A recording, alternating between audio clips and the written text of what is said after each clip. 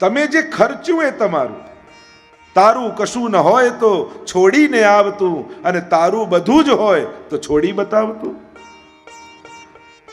વાપરો એટલું તમારું. અને એટલા માટે સત્કર્મો એ કરવા હોય તો મારા ગયા પછી ને ગયા પછી આમ કરજે, ગયા પછી આમ કરજે, એના કરતાં પોતાના હાથે કરીને જાઓ.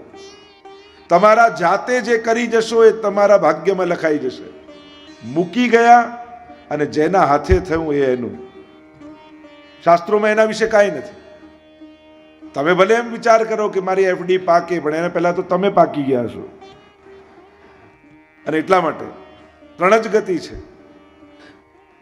શાસ્ત્ર તો એમ કહે કે જે ભેગું કર્યું બધું મૂકીને લઈ જવાનો કોઈ રસ્તો નથી. મારી પાસે છે રસ્તો.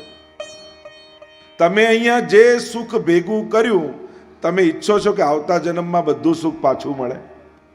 આ તો શું લઈ જવાનો રસ્તો નથી ને? એટલે બધા છોકરા ઉપર કરે, તમારા માટે આટલું આટલું મૂકીને જઈશ. તો છોકરા કે લઈ જાઓ ને ભેગું, અમે ક્યાં ના પાડી?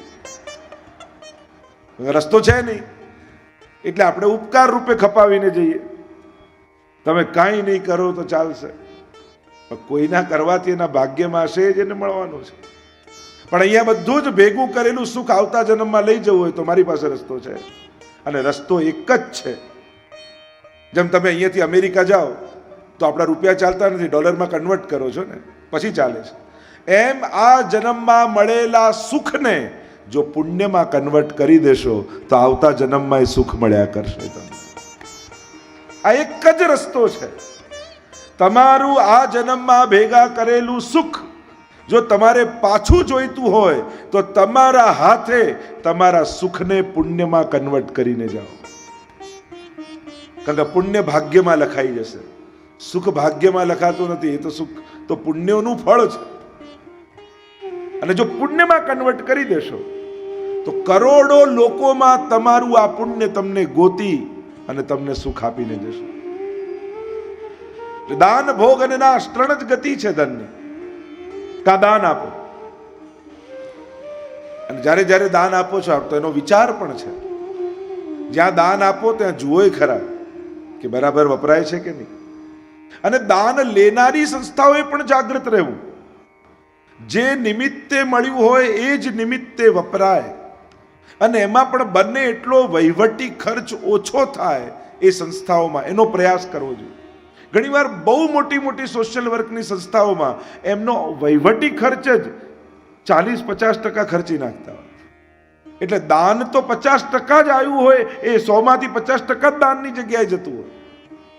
એટલે જે દાન અને બીજાના ધન ઉપર સંસ્થાઓ ચાલે છે એ સંસ્થાના અગ્રગણ્ય લોકોએ પણ પ્રયાસ કરવો કે વહીવટી ખર્ચ બને એટલો ઓછો થાય. કારણ કે મળેલું દાન એ ખોટી જગ્યાએ વપરાય. જે નિમિત્તે મળ્યું છે એ નિમિત્તે જતું નથી. અને એટલા માટે બીજાને આ પાસે લઈને ચાલનારી સંસ્થાઓ જેટલી સાત્વિક રીતે ચાલશે એટલું મળેલા દાનનો ઉપયોગ વ્યવસ્થિત થશે. અને જે નિમિત્તે મળે ત્યાં જ પહોંચાડવું. તમે પણ જ્યારે આપ્યું છે કદાચ સીધું જોતા નથી ક્યાં ગયું, પણ જેને પહોંચ્યું એની દુઆ તો તમારા સુધી પહોંચી જ જાય છે. એક ટ્રેનમાં જતા હતા, એક વ્યક્તિને એક અંદર ફકીર ઊભા હતા સ્ટેશનની બહાર, અને પેલા બારી પાસે બેઠા એને કે કંઈક આપો ને. એટલે ઉપર બર્થમાં સૂતો તો એણે 100 રૂપિયા આપ્યા ને કહ્યું કે આપી દો ને. બારીવાળાએ આપ્યા ને પેલો આશીર્વાદ આપવા લાગ્યો, ખૂબ સુખી થા, ધનવાન થા, બાળકો સુખી થાય, આમ ખૂબ આશીર્વાદ આપ્યા. એ પેલા બારીવાળા કહ્યું મેં નથી આપ્યું, આ ઉપરવાળાએ આપ્યું. ફકીરે કહ્યું હું આંધળો છું, મારા આશીર્વાદ આંધળા નથી, એ તો જેણે આપ્યું છે ત્યાં સુધી પહોંચી જ જવાનું છે. એટલે તમારા દ્વારા જ્યાં જેને સુખ મળ્યું છે અને એના હૃદયમાં આવેલી હાંસ, એના હૃદયમાંથી નીકળેલી દુઆ એ દાતા સુધી પહોંચી જ જાય છે. એ રસ્તો ગોતી જ લે છે. પણ દાનનો પણ વિવેક છે. ક્યાં કઈ રીતે આપવું જોવું. આપણા દાનથી કોઈ દુરુપયોગ તો નથી કરતું. અને સંસ્થાઓએ પણ, અને હું તો એમ માનું સંસ્થા સારી રીતે ચલાવવી હોય, પૈસા વધારે ન આવે વાંધો નહીં, પણ સારા વ્યક્તિઓ સંસ્થામાંથી જતા રહે ને એ સંસ્થાનું વધારે મોટું નુકસાન છે. સારા વ્યક્તિઓ જે દિવસે સંસ્થા છોડી દે છે પછી ગમે તેટલું ધન આવે પછી સદુપયોગ નથી થતો. અને સારા વ્યક્તિઓએ પણ બને તો સત્કર્મો મૂકવા નહીં. કોઈ નાદાન વ્યક્તિના કહેવાથી પોતાના હાથમાં આવેલા પુણ્યો છોડી નહીં દેવાય. કોઈ ગામમાં એક બોલી ગયો, આ ભાઈ તો આમ કરે, એટલે બસ હવે તો મારે કંઈ કરવું નથી ને હવે તો મૂકી દઉં છું ને હવે મારાથી નહીં થાય. કોઈ નાદાન વ્યક્તિના કહેવાથી આપણે આપણા સત્કર્મો શા માટે મૂકીએ? કેટલા પુણ્યો પછી આપણા હાથે સત્કર્મો થતા હોય છે. અને એટલા માટે કલિયુગમાં દાનની વિશેષતા છે, મહત્તા છે. ધર્મનું એક ચરણ છે દાન. 4 ચરણ જે બતાવવામાં આવ્યા એમાં દાનને એક ચરણ કહ્યું છે. પણ એને કઈ રીતે આપવું એનો વિચાર અને લેનારે વધારે વિચારવું કે જો હું યોગ્ય રીતે ઉપયોગ નહીં કરું તો આનું ઋણ મારા માથે ચડશે, આ મારે ચૂકવવું પડશે. એને આપ્યું છે કોઈ નિમિત્ત માટે અને ત્યાં સુધી નહીં પહોંચાડું એ જવાબદારી મારી છે. એટલે લેનારે તો વધારે સાવધાન રહેવું. આવતું હોય બધાને ગમે પણ પછી આવેલું ક્યાંક ને ક્યાંક ફૂટી નીકળતું હોય છે. એટલા માટે વધારે સાવધાન રહેવું, એના માટે જાગૃત રહેવું. કારણ કે પેલો તો આપીને છૂટી ગયો, લેનારો બંધાઈ જાય છે. અને એટલા માટે લેનારાએ વધારે જાગૃત થવાની જરૂર છે. આપણે ત્યાં એટલે જ સર્પ અને પેલો અજગર ને કીડીનો ઘેવરવનનો પ્રસંગ આવે છે ને, કે બધી કીડીઓ અજગરને ખાતી હતી. પૂછું મહાપ્રભુજીને કે આ શું છે?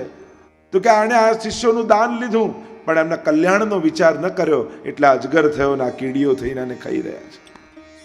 અને એટલા માટે ધનની 3 ગતિ બતાવી. દौलत की 2 लात है, दौलत कहिए ना 2 लात. तुलसी निश्चय कीन आवत अंध करत है और जात करे अधीन. આવે ત્યારે આંધળો કરે, જાય ત્યારે આધીન બનાવી દે.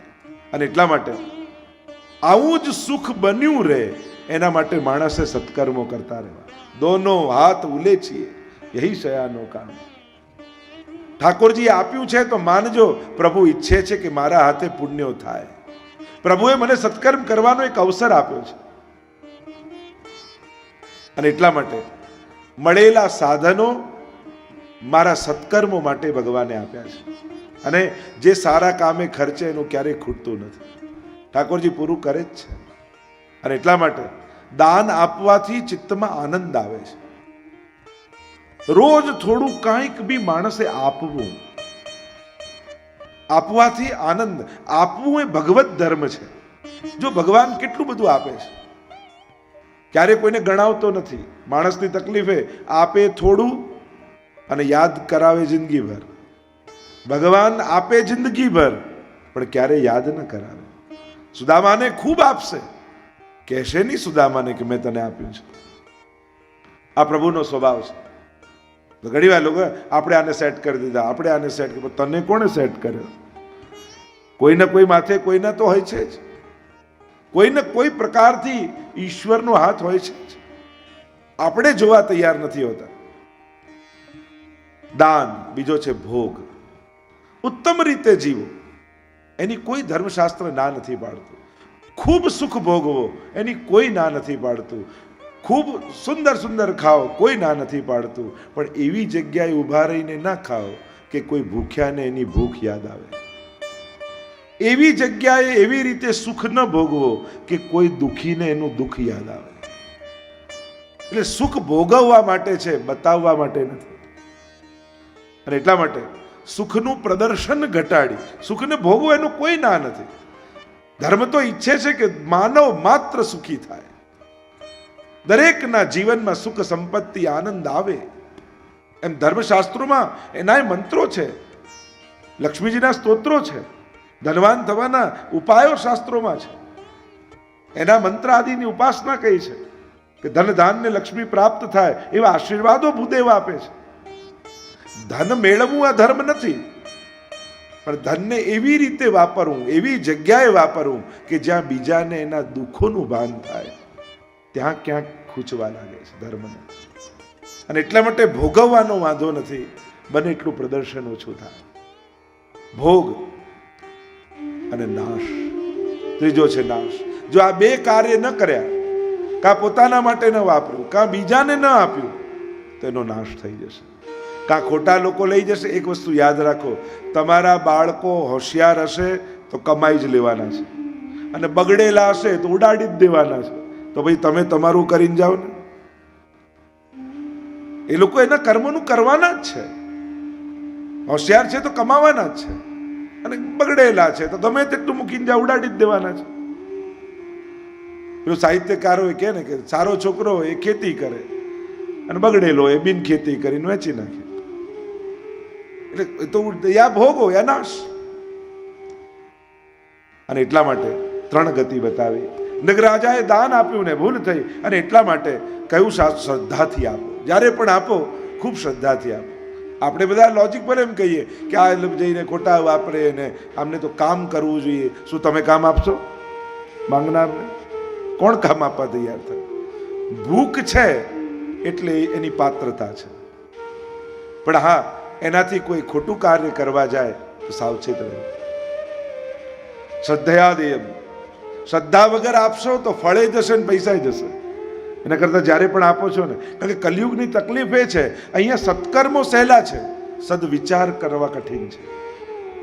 જો સારું કરતા એ વિચાર તો ખોટો જ આવશે. કોઈને દાન આપશો ને તો મનમાં શું ઠેકાણે તો વાપરશે કે નહીં, મનમાં તો ખોટો જ વિચાર આવે. ઉપવાસ કરો ને એ દિવસે એમ થાય આ ભૂખ્યા રહેવાથી ભગવાન મળતા હોય તો અડધી દુનિયા ભૂખે મરે છે, બધાને ભગવાન ના મળી જાય. વિચાર આવો આવે. યજ્ઞ કરતા એમ થાય આ ધુમાડા ખાવા કરતા માળા ફેરવવી સાડી. અરે યજ્ઞ કઈ ધુમાડો નથી, એ તો ઈશ્વરની આરાધનાનો માર્ગ છે, પણ વિચાર આવા ચાલે છે. સત્કર્મ કરતા કરતા પણ મનમાં સારા વિચાર નથી. માણસની આજની તકલીફ મોટામાં મોટી એ કે સત્કર્મ કરીને આવેલો વ્યક્તિ પણ ઘરે દુઃખી થઈને આવે છે. જો ને આને આટલી મદદ કરી તોય આણે આમ કર્યું, હવે તો કોઈની મદદ જ નહીં કરવાની. સારું કર્યા પછી પણ ઉદ્વેગ કેમ? પુણ્ય કર્યા પછી જો પ્રસન્નતા પ્રગટતી નથી તો વિચાર કરજો કે મારા પુણ્ય કરવાની સાથે મારા વિચાર કરવામાં કોઈ તકલીફ છે, કોઈ બીમારી છે. પુણ્ય પ્રસન્નતા આપે, આનંદ આપે, ખુશી આપે, અને આપણે ઉદ્વેગ લઈને ઘરે આવીએ. પુણ્ય આટલું સારી દવા અને એનું રિએક્શન આવું ના. તમે કરો છો સત્કર્મ પણ સમજદારી સાથે નથી કરતા. સમજદારી વગર કરેલા સત્કર્મો પણ ઉદ્વેગ આપે છે.